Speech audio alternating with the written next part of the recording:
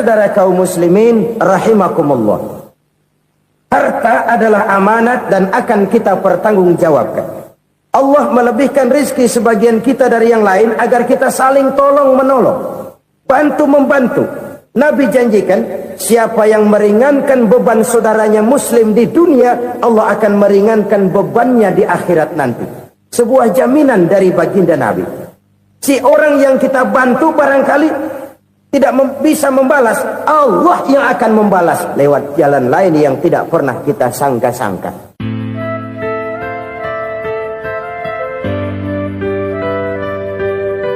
Selalu berusaha menyimpan sesuatu yang bisa membawa manfaat, baik untuk dirinya, untuk anak cucunya, maupun untuk keluarganya, untuk masa kini dan masa depannya. Kadang simpanan itu berbentuk uang, kadang berupa tanah, lain saat berbentuk pabrik, dan lain sebagainya. Sementara masa depan yang paling pasti adalah akhirat. Jika untuk masa depan dunia, kita rela memeras keringat, membanting tulang, pergi pagi dan pulang petang, menyimpan uang, menyimpan tanah, menyimpan pabrik, pernahkah kita merenung, jika satu saat kiamat datang, kita dibangkitkan dari kubur masing-masing, berdiri di padang mahsyar untuk mempertanggungjawabkan seluruh kegiatan hidup kita di dunia ini, lalu kita akan menuju ke alam akhirat. Sudahkah kita mempunyai simpanan untuk akhirat kita? Pada pertemuan kali ini saya ingin menyampaikan sebuah hadis di mana Rasulullah sallallahu alaihi wasallam bersabda, arba'un min kanzil jannah. Simpanan sorga ada 4 macam. Yang pertama, ikhfa'us sadaqah, menyembunyikan sedekah. Saudara-saudara kaum muslimin, sebagaimana yang kita maklum bahwa Allah Subhanahu wa taala melebihkan sebagian rezeki dari kita terhadap yang lain. Ada yang kaya, ada yang setengah kaya, ada yang miskin, ada yang setengah miskin, dan selanjutnya. Ada yang gajinya kecil tapi penghasilannya gede. Ada yang penghasilannya gede tapi nggak punya gaji.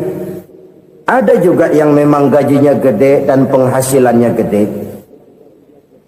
Kelebihan rezeki merupakan sunnatullah dan tidak harus membuat kita merasa lebih dari yang lain. Bahkan sebaliknya, kelebihan itu harus membuat kita ringan tangan untuk menolong mereka yang memang memerlukan pertolongan. Kalau saudara diberikan ilmu, maka pertanyaan akhirat cuma satu: ilmumu kau amalkan untuk apa? Kalau saudara diberikan umur yang panjang, pengadilan akhirat juga bertanya satu: umurmu kau habiskan di mana? Tapi kalau saudara diberikan harta, pengadilan akhirat akan bertanya dua: hartamu kau dapat dari mana, kau belanjakan kemana? Dari mananya ditanya, dan kemananya juga ditanya. Oleh karena kita akan dimintakan pertanggungan jawab, maka amanah yang bernama harta ini harus kita gunakan dengan sebaik-baiknya. Ada penggunaan yang merupakan kewajiban, itu zakat namanya. Ada penggunaan yang sewaktu-waktu, itu infak namanya. Ada yang lebih sewaktu-waktu lagi, dan itu sedekah namanya. Zakat dia terikat oleh haul dan nisab, oleh putaran batas waktu dan ukuran dari harta itu sendiri. Sedangkan infak terikat oleh situasi dan kondisi perekonomian seseorang. Sedangkan sedekah tidak terikat dengan apapun. Dalam kondisi seperti apapun kita bisa melakukan sedekah dengan yang terkecil sekalipun.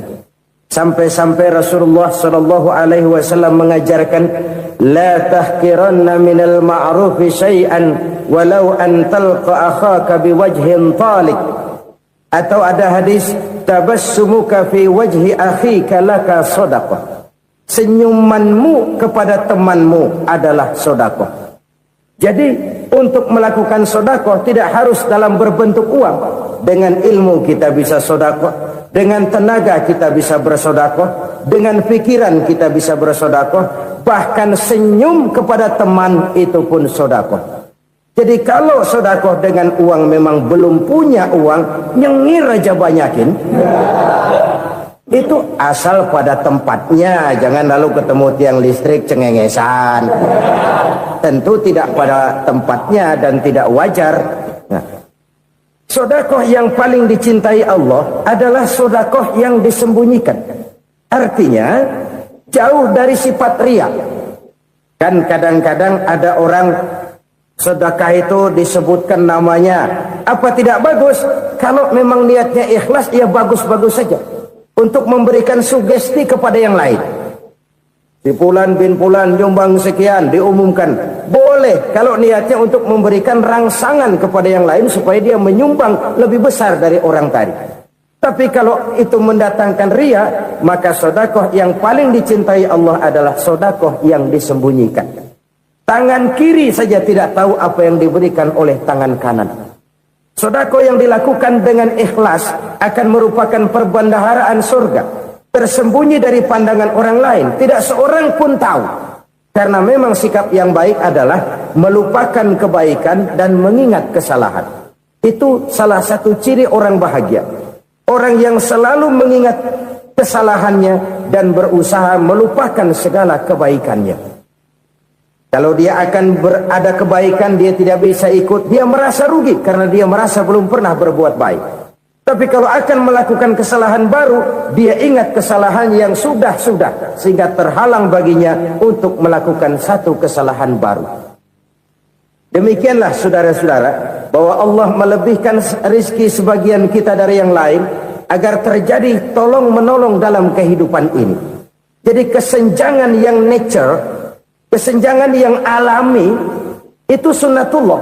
Ada yang kaya, ada yang miskin, ada yang kelas menengah.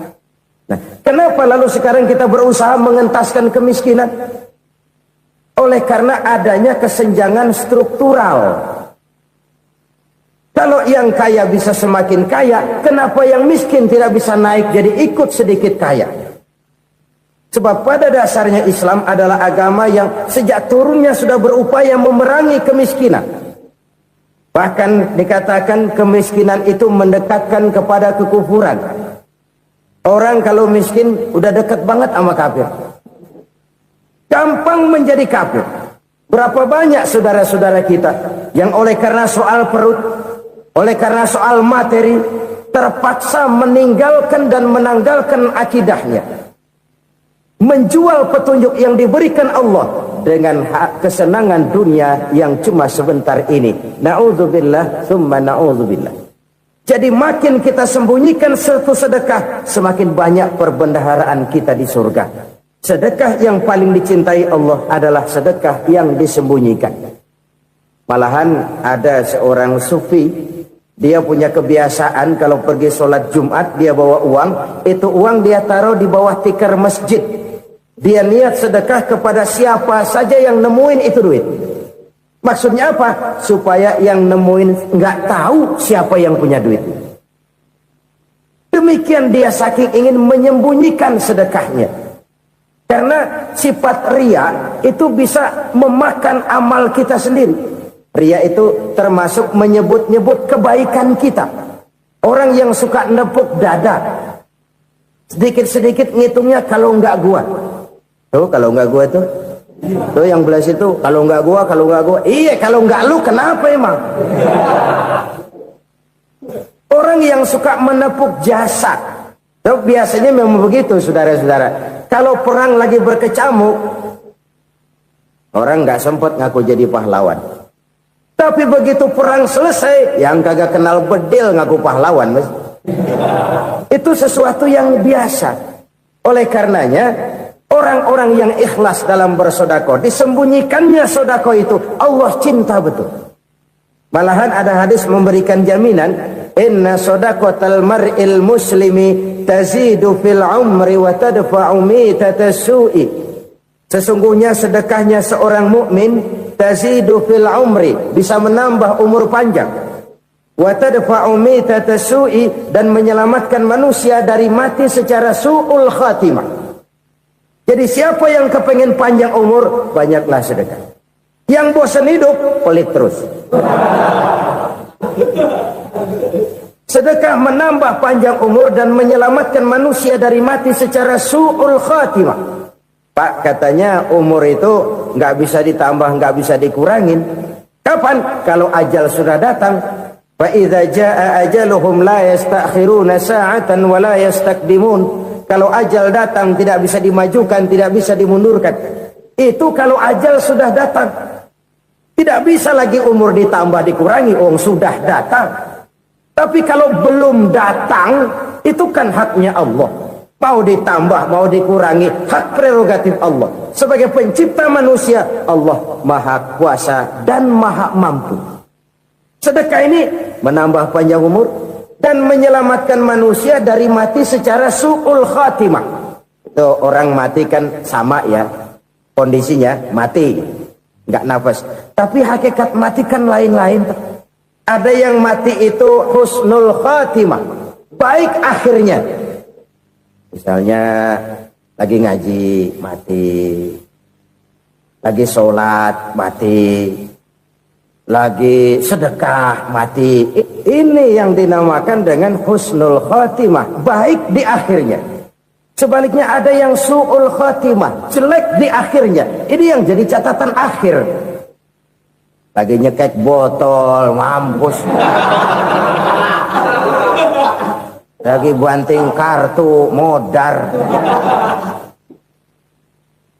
Su'ul khatimah, jelek pada akhirnya. Sedekah menyelamatkan manusia dari mati secara su'ul khatimah. Dan kita semua kepengen mendapat husnul khatimah, jauh dari su'ul khatimah.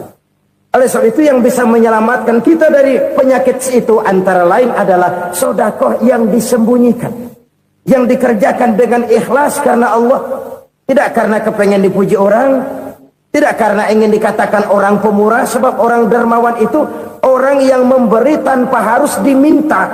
Kalau masih harus diminta, ya belum dermawan namanya, masih harus diminta. Kalau nggak diminta ya tulus, lolos, polos. Saudara-saudara kaum muslimin rahimakumullah, harta adalah amanat dan akan kita pertanggungjawabkan. Allah melebihkan rizki sebagian kita dari yang lain agar kita saling tolong menolong, bantu membantu. Nabi janjikan, siapa yang meringankan beban saudaranya muslim di dunia, Allah akan meringankan bebannya di akhirat nanti. Sebuah jaminan dari baginda Nabi. Si orang yang kita bantu barangkali tidak bisa membalas, Allah yang akan membalas lewat jalan lain yang tidak pernah kita sangka-sangka. Ada orang tanya, Pak, ini ada orang nyumbang masjid sambil marah-marah, bagaimana? Saya bilang sumbangannya aja ambil, marahnya jangan. Marahnya jangan diambil, itu urusan dia. Saudara-saudara kaum muslimin rahimakumullah, umat Islam ini kan umat yang punya potensi besar. Kadang kita merenung, kenapa kadang-kadang pembangunan masjid kok lambat sekali? Kalau hotel hari ini peletakan pertama, bulan depan peresmian. Supermarket hari ini peletakan batu pertama, minggu depan peresmian. Tapi kalau sudah yang namanya masjid, kadang-kadang peletakan batu pertama sekaligus jadi batu terakhir. 3 tahun, 4 tahun, campur nebar jalak di jalanan, duit dijaring kayak ikan sepat. Apa tidak ada orang Islam yang kaya? Banyak. Apa tidak ada pengusaha muslim yang jadi konglomerat? Ada. Lalu yang belum banyak itu yang komit terhadap nilai-nilai agamanya. Akhirnya kita jatuh jadi umat yang lemah. Belum ada pengusaha konglomerat muslim buka pabrik super mie cap beduk misalnya umpamanya atau pabrik kecap cap sorban supaya identitas keislamannya sedikit kelihatan. Kita jatuh jadi umat yang lemah karena potensi tidak terinventarisir dengan baik. Kita ini ibarat kompor yang cuma matengin nasi orang lain. potensi kita dimanfaatkan oleh orang lain. Ukhuwah Islamiyah kita baru terbatas kepada silaturahmi. Ukhuwah di bidang ekonomi kita lemah, ukhuwah di bidang kebudayaan kita lemah, apalagi ukhuwah di bidang politik kita lebih rapuh lagi. Padahal ukhuwah itu adalah totalitas kehidupan manusia, menyangkut ipolek sosbud, memerlukan nilai-nilai ukhuwah. Jadi oleh karena itu mari kita menyadari di dalam harta kita, walaupun kita yang cari pergi pagi pulang sore peras keringat banting tulang, di sana ada harta anak yatim, di sana ada hak masjid, di sana ada hak pesantren, di sana ada hak jihad. Berbahagialah seseorang apabila dia oleh Allah dijadikan keran. Keran itu menyimpan air, tapi tidak untuk dirinya, tapi disalurkannya kepada mereka yang memang memerlukannya. Saudara-saudara kaum muslimin rahimakumullah, ini yang pertama. Jadi perbendaharaan surga adalah menyembunyikan sedekah. Orang lain nggak tahu, kita pun nggak pernah ngitung-ngitung. Kita anggap lewat begitu saja, padahal itu deposit akhirat. Satu. Yang kedua, perbendaharaan surga itu apa? Wa kitmanul musibah, menyembunyikan kesulitan. Kadang orang takut menghadapi kesulitan, tapi makin kita merenung, hidup ini kan sebenarnya urusan. Takut sama urusan, ya jangan hidup. Tandanya orang hidup itu kalau punya urusan. Urusan melupakan problem, problem sering menimbulkan kesulitan. Kesulitan bukan untuk ditakuti, tapi untuk diatasi dan dicarikan jalan keluarnya. Siapa sih orangnya yang nggak pernah sulit-sulit? Makin tinggi status sosialnya, makin gede urusannya. Makin tinggi kualitas imannya, makin berat tingkat kesulitannya. Cuma memang yang namanya enak itu seperti pelangi. Biang lala itu nggak pernah di atas kepala kita, di atas kepala orang melulu. Lo sih enak lo, kata kita. Dia juga bilang yang enak kan lo. Pelangi itu nggak pernah di atas kepala kita. Kata tukang beca, aduh enak ya naik Mercy. Kata tukang beca, apa yang di dalam mobil Mercy? Aduh enak bener tukang beca, di jok ngeringkuk ngorok pules bener. Saya kamar pakai AC sejuk, tempat tidur sutra empuk, alga spring bed, kulak kulik nggak bisa pules kalau belum minum Valium, belum tidur. Enak bener tukang beca, di jok ngorok nggak tahu wetan kulon. Si tukang beca bilang yang di Mercy enak, yang di Mercy bilang tukang beca enak. Inilah enak, nggak pernah di atas kepala kita, di atas kepala orang lain melulu enak itu. Nah, saudara-saudara, yang merupakan perbendaharaan surga itu orang yang bisa menyembunyikan kesulitan, baik pribadi ataupun rumah tangga. Nih terutama rumah tangga yang jadi soalnya. Kadang-kadang kita ini kalau senang, sebaliknya kalau senang kita diam, kalem aja, cuek. Banyak banget duit kita bawaan, diam aja udah. Malah ketemu orang takut. Tapi begitu susah, sekampung tahu. Padahal Nabi mengajarkan perbendaharaan surga itu menyembunyikan musibah, menyembunyikan kesulitan. Kalau enak, cerita sama orang-orang. Kalau nggak enak, rasain sendiri, tekan sendiri, atasin sendiri. Kita kan sebaliknya, senang kita diam, asal lagi susah, paling tidak kita nyari teman buat cerita kesusahan. Siapa orangnya yang nggak pernah susah? Cuma soalnya bagaimana kita mengatasi kesusahan itu sendiri. Begitu juga misalnya kalau orang sudah berumah tangga, itu orang tuanya harus menjadi tempat dia cerita yang enak-enak saja. Yang nggak enak rasain berdua, selesaikan berdua, atasin berdua. Jangan dibalik. Asal senang diam, giliran susah saja. Maknya laporan. Terbalik. Bisa menjaga security informasi. Maka nama bayam keluar diam, malah seluitan. Enak amat lo makan daging ayam. Security informasi. Saudara-saudara kaum muslimin rahimakumullah, ujian yang terberat itu yang pernah diberikan kepada para nabi, para rasul, para aulia, para ulama, makin tinggi keimanan, makin berat bentuk kesulitan. Ayo saya kemukakan satu contoh saja. Ada seorang nabi yang kaya, nabi kaya, namanya Nabi Ayub. Iblis kalau orang begini kan keki, ibadahnya rajin, kaya. Nih yang kayak begini susah digodain. Kalau ibadahnya rajin, miskin, kali bisa disogok. Sini imannya mantap, ibadahnya rajin, kaya, nabi lagi. Oh, tapi namanya iblis, nggak kurang akal. Laporan, Tuhan, kenapa Les? Ya ini bahasa saya, bahasa Qurannya sih nggak gitu.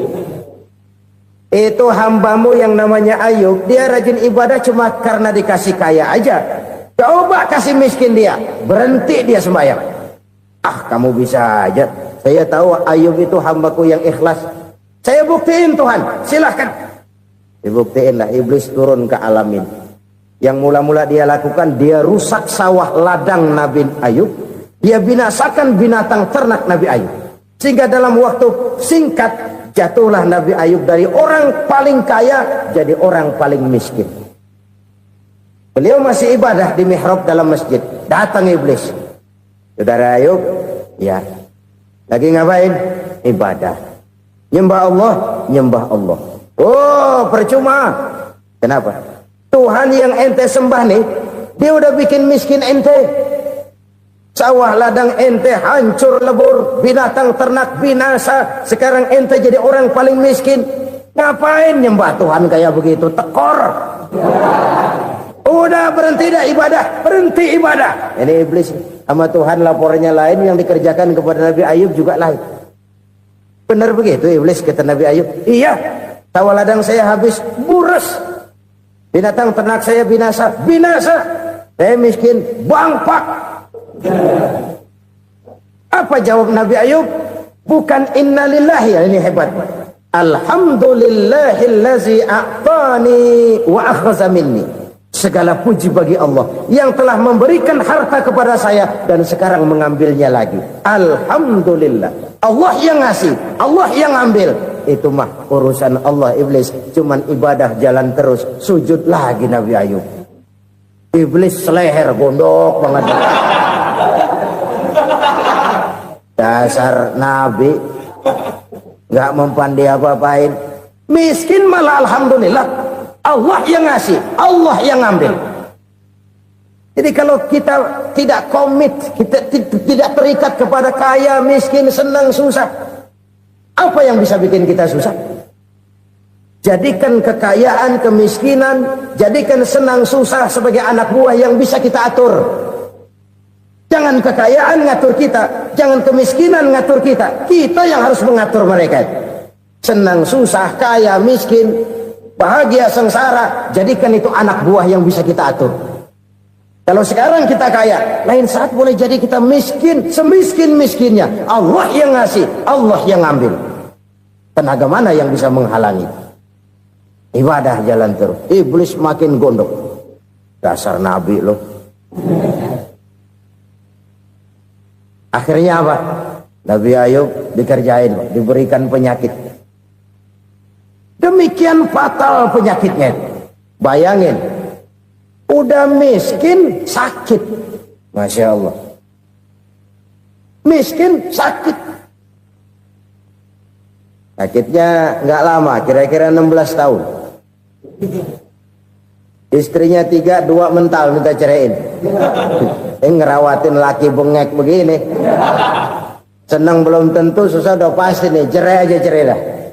Cerai.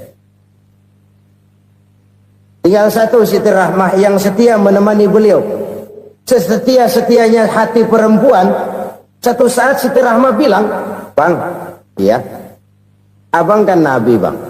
Lalu, namanya Nabi kan doanya jarang meleset bang.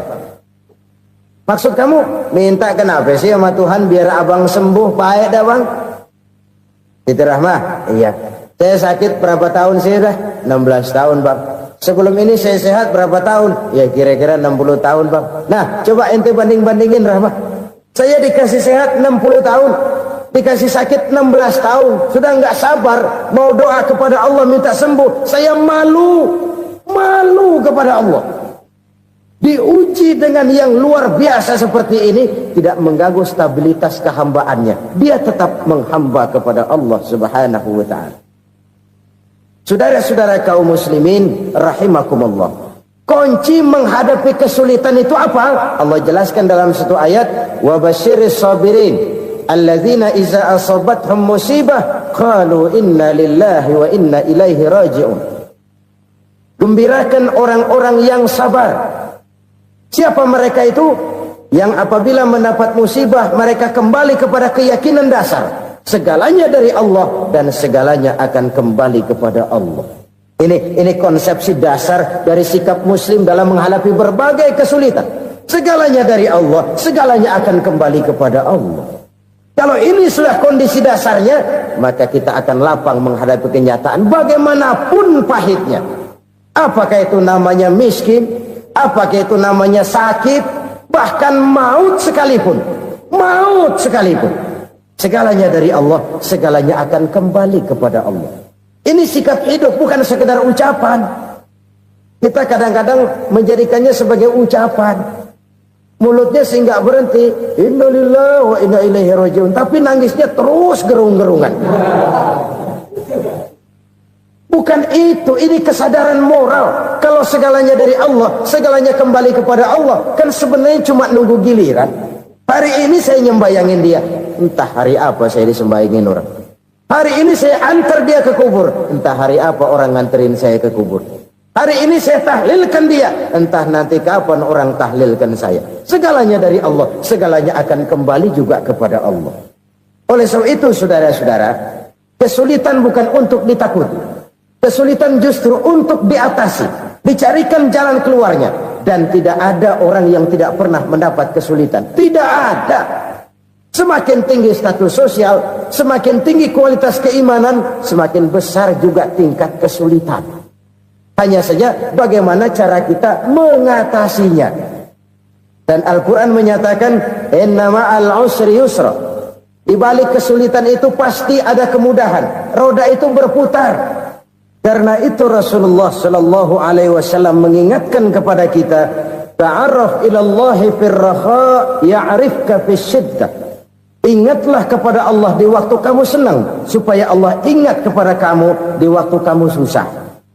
Kalau waktu senang kita ingat kepada Allah, kita susah, Allah tidak akan meninggalkan kita.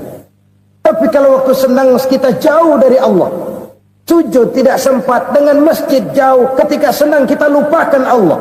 Nanti begitu kita susah, Allah lupakan kita. Dan itu menyakitkan. Oleh karena itu orang-orang tua kita dulu bilang, kalau lagi sehat ingat-ingat lu bakal sakit nanti. Kalau lagi kaya ingat-ingat satu saat kita bakal jatuh miskin. Bahkan kalau lagi muda ingat-ingat kita bakal tua. Dan yang terpenting, kalau lagi hidup ingat-ingat kita bakal mati. Saudara-saudara kaum muslimin rahimakumullah. Jadi yang kedua yang merupakan perbendaharaan surga, menyembunyikan musibah. Saudara-saudara kaum muslimin rahimakumullah. Hal ketiga yang merupakan perbendaharaan surga adalah wasilaturrahmi. Orang yang suka bersilaturahmi. Sebagaimana yang kita maklum bahwa manusia adalah makhluk yang disebut zon politika. Makhluk sosial yang tidak mungkin hidup sendiri-sendiri.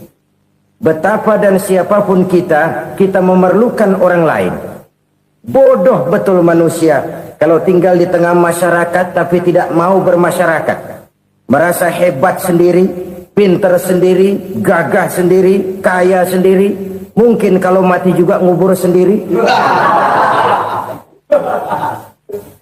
Jangankan kita di sini, di sorga saja Nabi Adam waktu sendirian bengong melulu, ngondar mandir. Allah tegur dam sepi dam. Ya ini kalau bahasa saya. Iya Tuhan sepi ini nggak ada colek-colekan pisan ini. Diciptakan Siti Hawa baru anteng Nabi Adam. Itu di sorga. Cobalah. Umpamanya saudara tinggal di Jakarta nih. Kayak bener. Apaan aja di Jakarta punya saudara dah. Jembatan Semanggi ambil. Monas, Buntel bawa pulang. Hotel-hotel ambil semua. Cuman tinggal di Jakarta sendirian. Apa enaknya? Betapa dan siapapun kita perlu orang lain. Tidak ada seorang pun yang bisa memenuhi kebutuhan hidupnya secara sendiri-sendiri. Nah, Islam telah menyelamatkan manusia dari ras diskriminasi. Mengikat manusia dengan persaudaraan yang berlandaskan kepada akidah. Karena itu dianjurkan bersilaturahmi. Bahkan Nabi menyatakan, Man arada ayyubsata lahu fi rizkihi wa yunsa'a fi atharihi falyasil rahimah. Siapa yang kepengen diluaskan rezekinya dan dipanjangkan usianya, banyaklah ia bersilaturahmi. Siapa yang kepengen dimudahkan rezekinya, hendaknya ia banyak bersilaturahmi. Kalau banyak teman, kesulitan kan paling tidak ada tempat cerita. Udah susah, sendirian kita pikirin diri, nggak ada tempat tukar pikiran. Cepet banget sama bengek. Dilawan sendiri. Nah, secara makro kita bisa berkata, tidak mungkin ada kemenangan kalau tidak ada kekuatan. Tidak ada kekuatan kalau tidak ada kesatuan dan persatuan. Tidak mungkin ada kesatuan dan persatuan tanpa semangat silaturahmi. Kalau umat Islam mau menang, dia harus kuat. Kalau umat Islam mau kuat, dia harus bersatu. Kalau umat Islam mau bersatu, dia harus membudayakan silaturahmi ini. Bahkan sampai-sampai kata Nabi, kalau bisa cari nilai tambah. Apa? Silman qata'ak. Bersilaturahmilah kau kepada orang yang marah denganmu. Masya Allah, indahnya ajaran agama kita. Orang yang marah pun kepada kita, kata Nabi, kalau bisa bersilaturahmilah kepadanya. Kepada orang yang marah itu. Di situ nilai tambah. Cuman jujur nih hadis, ngucapinnya gampang, ngamalinnya yang berat banget. Orang marah sama kita disuruh silaturahmi, ada apa malu? Lu marah, ada gue marahan lagi, gue pikirin. Saudara-saudara kaum muslimin rahimakumullah. Tapi ini yang diajarkan, bahkan ini yang dicontohkan oleh baginda Rasul. Bagaimana begitu mudah, misalnya satu saat Abu Jahal ini ngatur strategi bagaimana bikin Muhammad celaka. Dia gali lubang di depan tempat tidurnya. Dia tutupin daun korma. Terus dia panggil seseorang, ke sini. Kasih tahu Muhammad, pamannya sakit keras, minta ditengokin. Berangkat orang ini ke sana. Muhammad, labbaik. Pamanmu sakit keras, dia minta ditengokin. Baik, saya akan datang menjenguk beliau. Berangkatlah Nabi ke rumah Abu Jahal tanpa prasangka apapun. Abu Jahal udah pasang setil, selimut 3 rangkap setengah dipakai, persis kayak orang meriang. Tapi sembari ngintip dari balik selimut, begitu Muhammad buka pintu, nah masuk perangkap nih. Muhammad jalan menuju tempat pembaringan. Makin lama makin dekat, makin lama makin dekat, makin dekat ke lubang yang dipasang oleh Abu Jahal itu. Dalam hati Abu Jahal, terus dah jatuh, mampus dah lo ini. Mampus lo hari ini. Apa yang terjadi? Malaikat Jibril datang. Muhammad, pamanmu cuma pura-pura sakit. Di depan tempat tidurnya ada lubang perangkap supaya kamu jatuh ke situ. Sudah, kamu pulang. Balik kanan Nabi. Sudah hampir jatuh ke lubang, balik kanan, pulang. Bayangin kecewanya Abu Jahal. Muhammad dikit lagi. Enggak paman, saya pulang aja. Emosi bangun dari tempat tidur, enggak sadar kalau lagi pura-pura sakit. Lompat ngejar Nabi, dia lupa dengan lubang yang dia gali. Pusrak, nyemplung sendiri ke dalam lubang.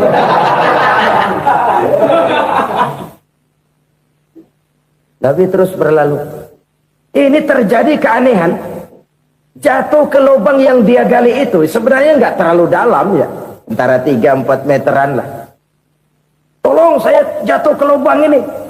Datanglah pelayan-pelayannya itu. Angkat saya dari sini. Oh, yang ngulurin tambang. Satu gulung, belum juga nyampe itu tambah. Kurang, beli lagi ke warung. Sambung, ulur lagi, enggak juga bisa sampai. Wah, ini kerjaan Muhammad ini. Tolong, siapa salah seorang kamu ke rumah Muhammad, kasih tahu encangnya kecebur. Minta ditolongin. Sampaikan kepada Rasul. Kenapa? Pamanmu jatuh ke lubang, Muhammad minta tolong diangkatin. Tambang udah nyambung-nyambung nggak nyampe juga. Ya, nanti saya datang, saya tolong. Coba.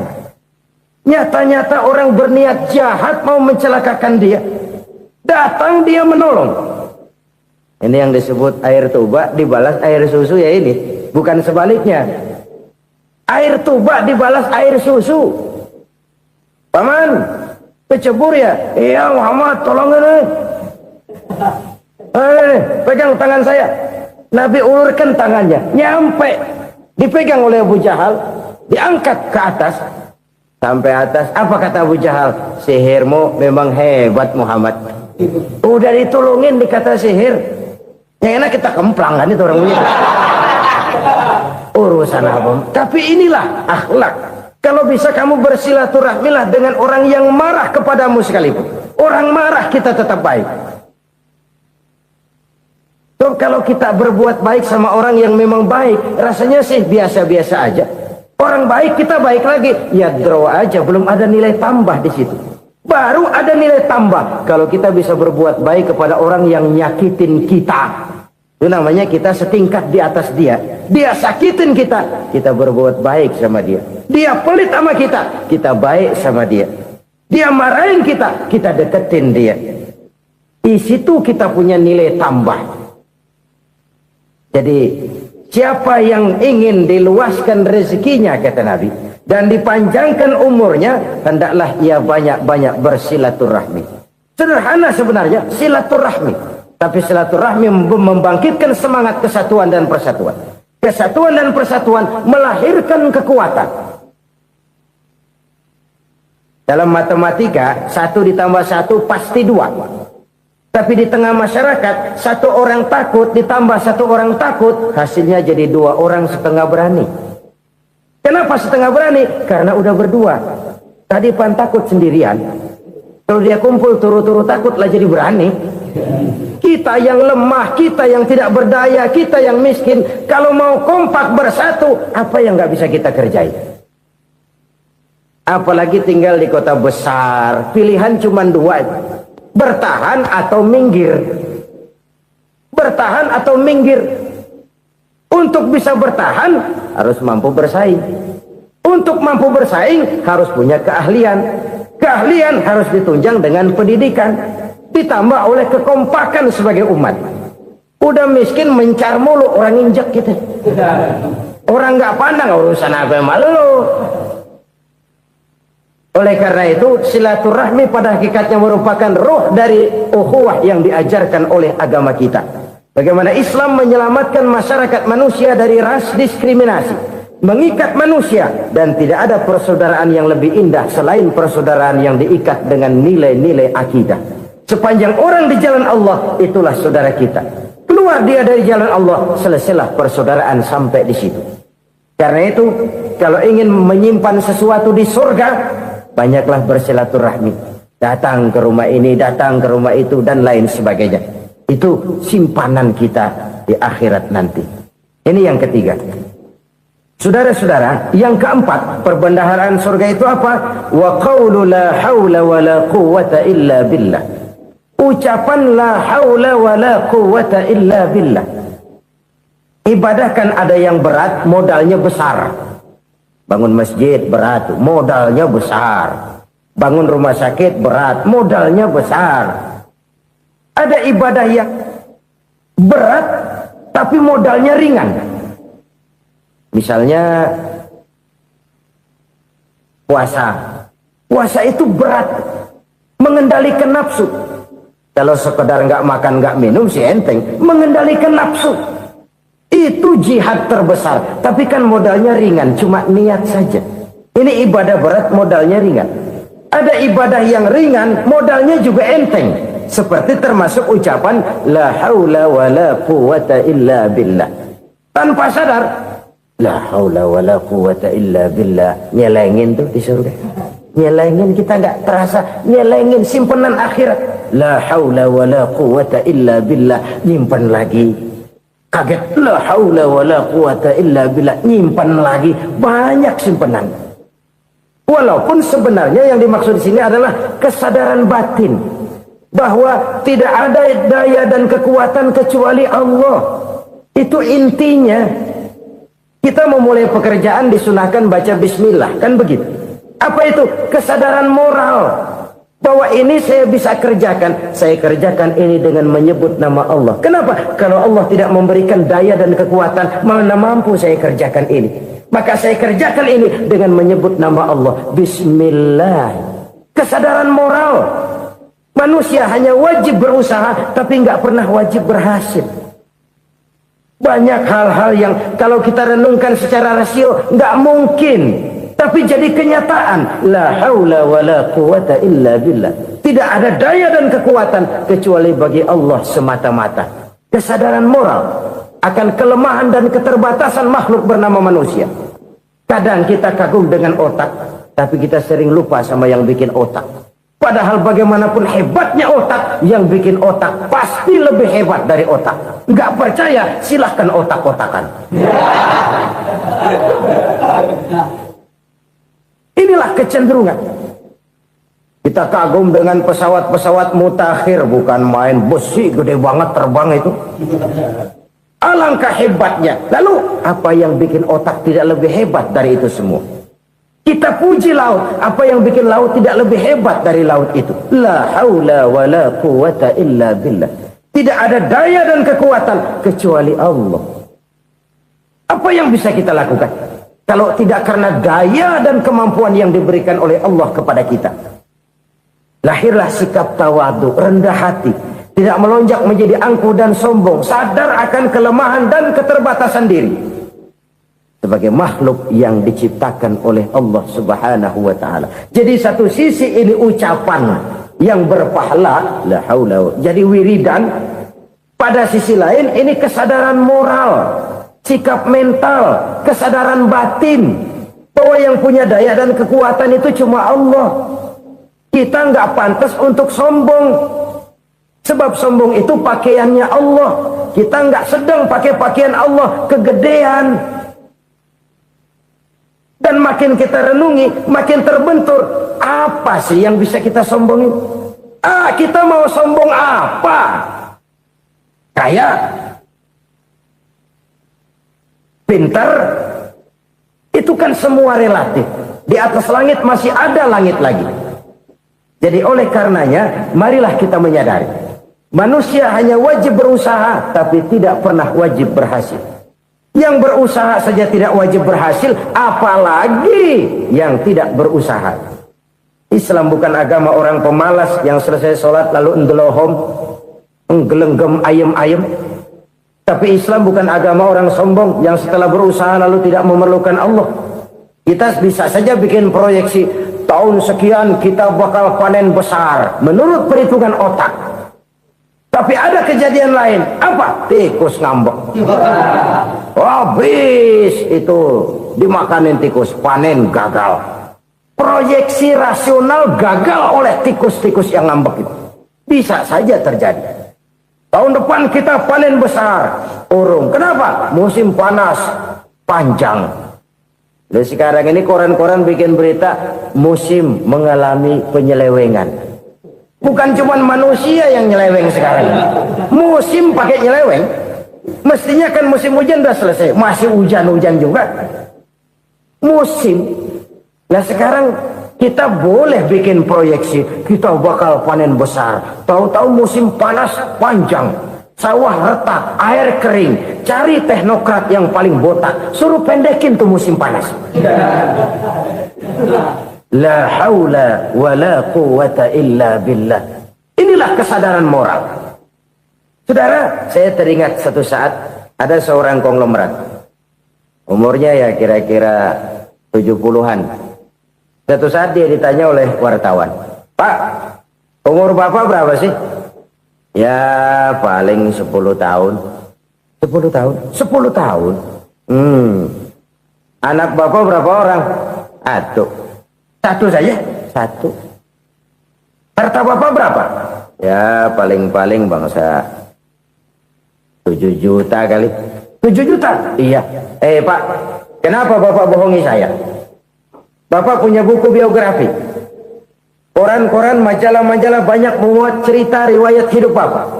Saya tahu umur bapak 70. Kenapa bilang cuma 7 tahun?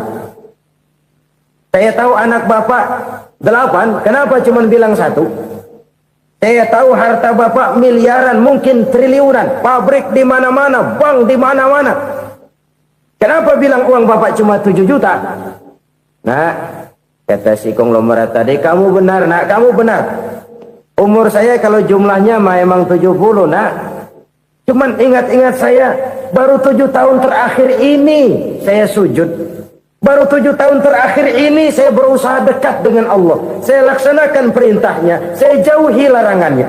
7 tahun inilah rasanya yang ada nilainya di hadapan Allah. Yang 63 tahun matong, kelabu, kelem umur gue. Habis untuk maksiat, untuk munkarat. Maka ketika ditanya tadi, umur saya 7 tahun itu. Oh begitu Pak. Oh iya. Lalu anak Pak. Anak bapak kan 8. Kenapa bilang cuma 1? Nah, kalau jumlah hitungannya memang anak saya 8. Tapi dari 8 orang ini rasanya cuma 1 nih yang bakal jadi buah hati, belahan jantung, pelanjut cerita, penerus sejarah, bakal jadi anak soleh yang akan mendoakan saya. Cuma 1 rasanya anak saya ini yang bakal jadi buah hati saya, besar-besaran saya, yang akan mendoakan di kubur saya, yang akan mendoakan di akhirat saya. Yang 7 orang mana? Masya Allah, yang atu tenggeng, yang atu nyekek botol ngolo, yang itu nggak karu-karuan. Makanya saya bilang 1 anak saya yang akan bisa mendoakan saya. Oh begitu Pak. Iya. Nah harta Pak, harta bapak kan triliunan. Pabrik bapak di mana-mana. Uang bapak hampir di tiap bank-bank besar. Kenapa bilang cuma 7 juta? Betul kau nak. Harta saya kalau jumlahnya memang miliaran, triliunan mungkin. Tapi yang saya ingat baru 7 juta tuh yang saya belanjakan di jalan Allah. Saya nyumbang masjid, saya santuni yatim piatu, saya bantu pembangunan pesantren, saya bantu pembangunan rumah sakit Islam. Itu yang akan saya bawa pulang ke akhirat, yang 7 juta itu. Yang triliunan itu nanti akan diperebutkan oleh anak-anak saya sebagai waris saya. Jadi harta saya 7 juta itu yang bakal nemenin saya di akhirat, yang akan saya bawa pulang jadi teman saya. Saudara-saudara kaum muslimin, jangan-jangan orang tua itu adalah kita-kita ini. Jangan-jangan kita-kita ini adalah orang tua itu. Jangan-jangan itu potret dari diri kita masing-masing. Dari sekian umur yang diberikan Allah, berapa tahun yang ada nilainya di hadapan Allah? Dari sekian anak-anak yang merupakan amanah, berapa yang akan mendoakan kita sebagai orang tuanya menjadi anak soleh? Dari sekian banyak harta yang diberikan Allah, berapa yang akan kita bawa pulang menghadapnya nanti, yang kita belanjakan di jalan Allah? Ini sebuah potret kehidupan. Karena itu kita kembali kepada la haula wa la quwwata illa billah. Kita wajib berusaha, kita wajib berikhtiar. Selebihnya segala daya dan kekuatan hanya milik Allah saja semata-mata. Satu kesadaran batin dari setiap pribadi muslim. Setelah ia berusaha dan berikhtiar, ia menyerahkannya kepada Allah Subhanahu wa ta'ala. Jadi satu sisi ini merupakan wiridan ucapan yang mengandung pahala. Pada sisi lain ini merupakan sikap batin dari seorang muslim di dalam ia menghadapi realitas kehidupan ini. Saudara-saudara kaum muslimin rahimakumullah. Kalau ini kita jadikan satu basis kehidupan, maka ini akan menyelamatkan manusia dari kemungkinan tergelincir menjadi orang yang lupa diri dan lupa darat. Sebab itu Imamul Ghazali berpesan, jadidis safinah fa innal bahra amiq wa khuziz zad fa inna safara ba'id wa khaffifil hamla fa innal hamla syadid. Perbarui selalu kapalmu karena lautan sangat dalam.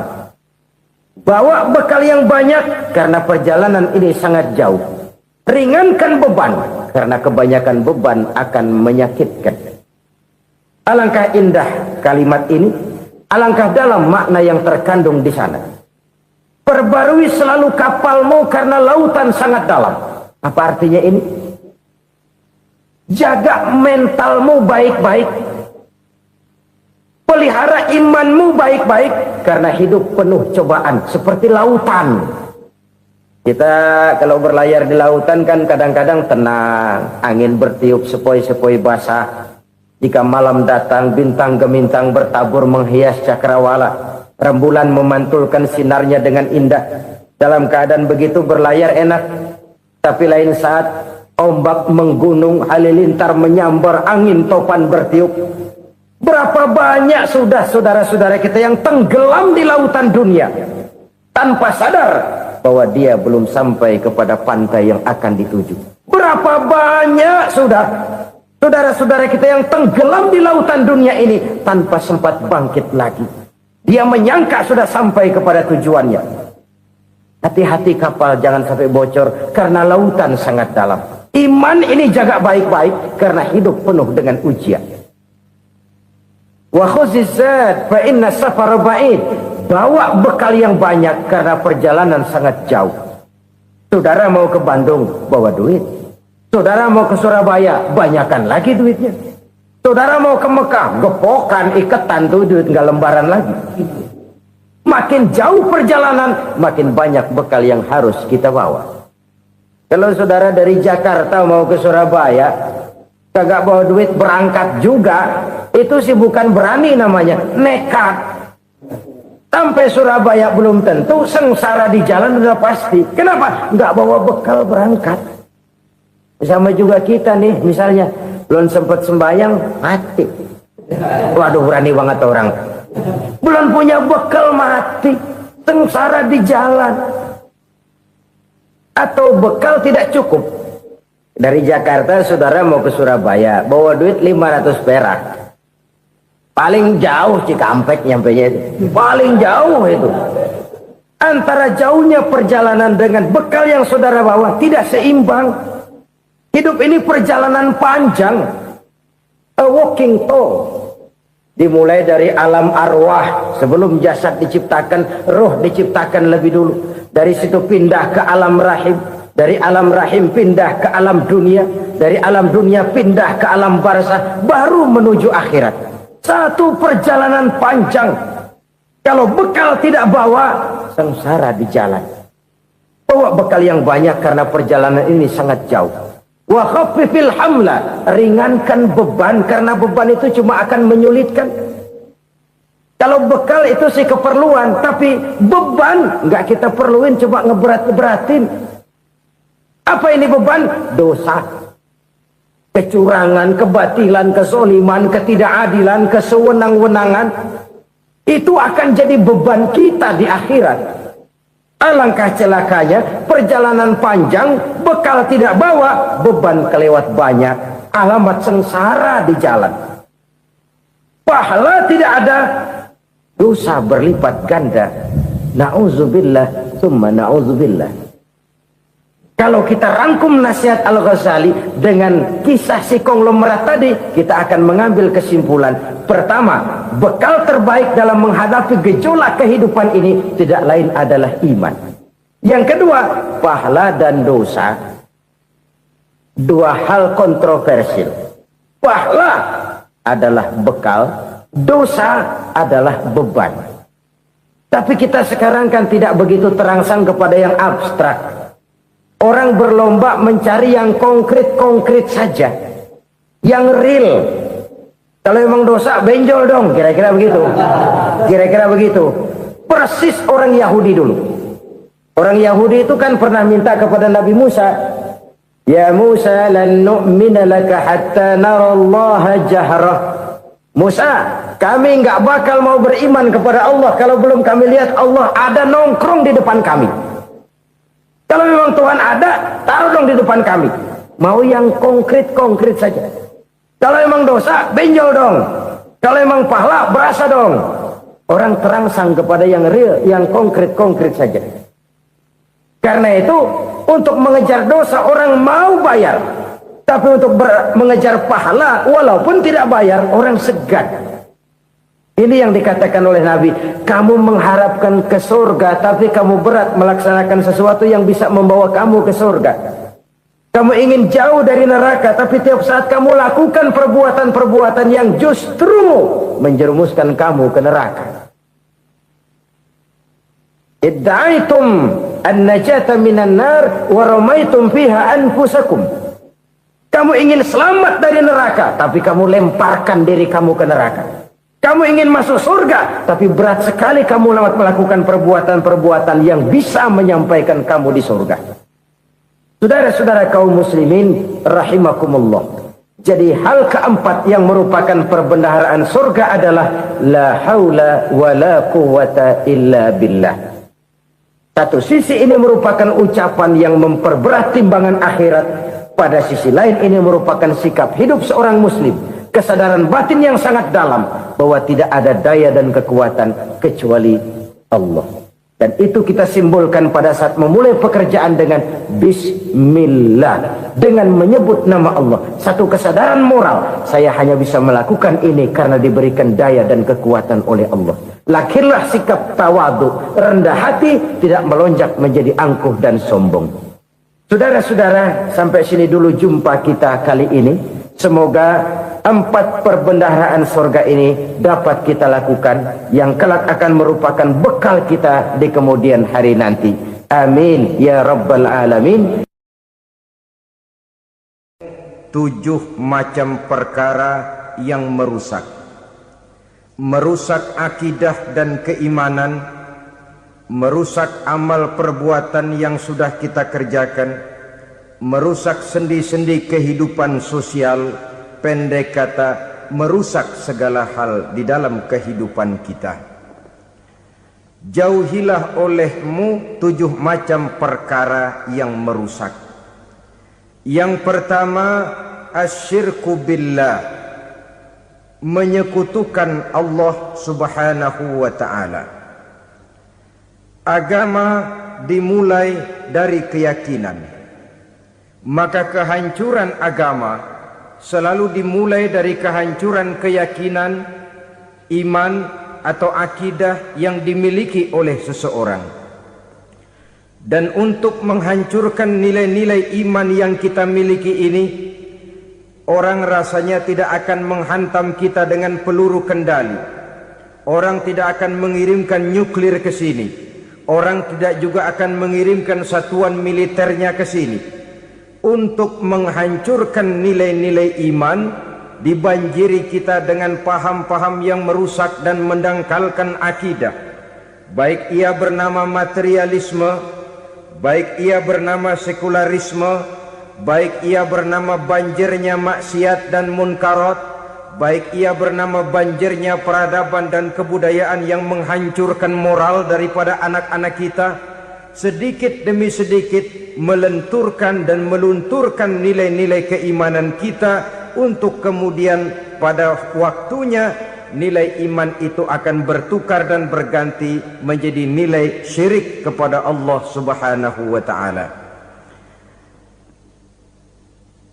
Atau pada sisi lain, menjadikan yang selain Allah sebagai tujuan akhir daripada kehidupan kita. Sedangkan kita sama-sama maklum bahwa di dalam pandangan agama Islam, dosa yang tidak berampun, dosa yang terbesar, termasuk dalam kategori bapak moyangnya dosa, tidak lain adalah syirik, yakni menyekutukan Allah subhanahu wa ta'ala. Pola penghancuran iman ini memang berstrategi. Ditawarkan kita kepada paham materialisme, paham kebendaan, di mana otak menempati urutan sebagai ranking pertama, Tuhan jatuh pada urutan kedua.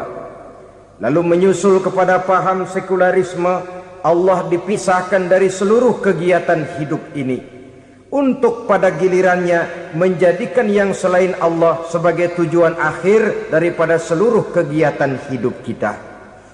Oleh karenanya, kewajiban menjaga nilai-nilai iman ini merupakan kewajiban yang mulia tetapi berat. tidak hanya untuk kita, tetapi juga bagaimana mewariskannya kepada anak-anak kita, generasi yang akan datang. Orang-orang tua bijaksana yang diceritakan di dalam Al-Quran, kalau sudah berpikir tentang anak-anaknya, pertanyaan yang paling mereka risaukan ialah, ma ta'buduna min ba'di. Anakku, kalau pada satu saat aku, ayahmu sudah tidak ada lagi di dunia ini, meninggalkan kamu semua, ma ta'buduna min ba'di, apa yang akan kamu sembah nak? Jikalau sekarang ayahmu masih mau ke masjid, masih mau melakukan rukuk dan sujud, masih beribadah menyembah Allah Subhanahu wa ta'ala, kalau orang tuamu sudah tidak ada, ma ta'buduna min ba'di, masihkah engkau mau datang ke masjid? Masihkah engkau mau rukuk dan sujud? Masihkah engkau mau menyembah Allah Subhanahu wa ta'ala? Pertanyaan ini yang dipikirkan oleh Nabi Yakub kepada putra-putranya. Pertanyaan ini yang diteruskan oleh Nabi Ibrahim kepada anak-anaknya. Pertanyaan ini yang diwariskan oleh generasi ulama'us salafus saleh kepada para generasi berikutnya. Bagaimana kita generasi sekarang? Kita orang-orang tua sekarang bukan berfikir ma ta'buduna min ba'di, malah yang kita fikirkan ma ta'kuluna min ba'di. Kalau bapak tidak ada nanti kamu makan apa nak? Perkara kamu nyembah apa, urusan nomor 18. Yang penting kamu nanti hidup bisa makan nak. Maka kita sibuk mewariskan harta kepada anak-anak kita. Kita sibuk mewariskan kebun dan tanah kepada anak-anak kita. Kita sibuk mewariskan pabrik kepada anak-anak kita, sementara kita lupa mewariskan intan yang paling mahal, mewariskan mutiara yang paling berharga, yaitu nilai iman kepada Allah Subhanahu wa ta'ala. Alangkah baiknya apabila warisan harta, warisan tanah dan kebun, warisan rumah dan pabrik didasari lebih dahulu dengan mewariskan nilai iman kepada Allah Subhanahu wa ta'ala. Sebagai orang-orang tua, kita boleh bersedih kalau anak kita tidak mengerti komputer. Kita boleh bersedih kalau anak kita tidak mengerti matematika. Kita boleh bersedih kalau anak kita tidak mengerti bahasa Inggris. Tapi sewajarnya lebih bersedihlah kita orang tua jikalau mempunyai anak yang tidak kenal Allah sebagai Tuhannya, yang kemudian tidak mau rukuk dan sujud kepada Allah Tuhannya. Itulah kemalangan yang paling malang bila kita meninggalkan generasi yang tidak bertauhid kepada Allah Subhanahu wa ta'ala. Betapapun anak kita tidak ngerti komputer, saudara, paling-paling kerugiannya cuma kerugian dunia. Masuk dia ke alam barzakh, munkar nakir tidak akan sempat tanya kau belajar komputer apa tidak. Kumpul dia di padang mahsyar, malaikat juga tidak akan tanya matematikamu nilainya berapa. Yang ditanya kau kenal Allah, kau rukuk dan sujud kepadanya, kau pernah datang ke masjid. Oleh karena itu sekali lagi, menjaga nilai iman tidak hanya untuk kita, tetapi juga mewariskannya kepada anak-anak kita, generasi yang akan datang. Sungguh kemalangan yang paling besar apabila kita meninggalkan anak-anak kita. Mereka kita tinggalkan lemah ekonominya, itu tidak baik. Mereka kita tinggalkan lemah otaknya, itu pun akan membuat mereka tertinggal oleh yang lain. Tapi yang paling celaka, jikalau kita tinggalkan mereka dalam kondisi lemah imannya, rapuh akidahnya, tidak baik dan tidak betul keyakinan hidupnya. Oleh karena itu Nabi berpesan, jauhilah 7 perkara yang merusak. Yang pertama, syirik kepada Allah Subhanahu wa ta'ala. Menyekutukan Allah baik dalam ucapan, dalam keyakinan, ataupun dalam perbuatan. Ini perkara pertama yang termasuk 7 perusak besar di dalam kehidupan. Kalau sudah jatuh kita ke lembah syirik, bagaimanapun banyak kebaikan yang kita kerjakan, berjiwa sosial, bertangan pemurah, gemar menolong orang lain, kalau memang dasarnya syirik, maka seluruh kebaikan kita akan hancur, tidak akan ada nilainya dalam pandangan Allah Subhanahu wa taala. Dalam pandangan manusia, mungkin kita dicatat sebagai orang sosial, gemar menolong orang lain, tidak berpangku tangan melihat orang yang mendapat kesulitan, tapi oleh karena dasarnya syirik, dasarnya tidak mentauhidkan Allah, maka seluruh nilai kebaikan yang kita kerjakan tidak akan ada nilainya dalam pandangan Allah Subhanahu wa taala. Maka jagalah iman kita, jangan sampai dihinggapi penyakit syirik yang bagaimana kecilnya sekalipun. Sekali lagi, baik syirik dalam bentuk ucapan, syirik